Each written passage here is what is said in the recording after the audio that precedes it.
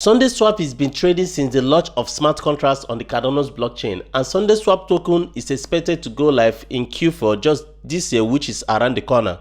In this video, I'm going to talk about how you can invest in SUNDAESWAP token with just minimum risk. One of the beautiful ways you guys can invest in SUNDAESWAP token is through ISO, which means initial stake offering. It's a strategy the team is using to raise funds for the project and also for future projects.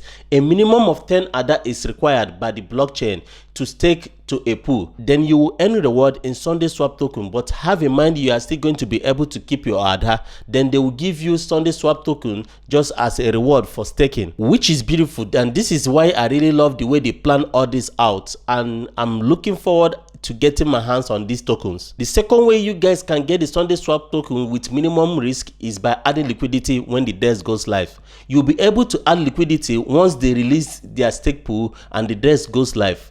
Adding liquidity is one of the beautiful ways to earn SUNDAESWAP token on the platform. The final way to safely invest in the SUNDAESWAP token is by purchasing it when the token goes live on their platform.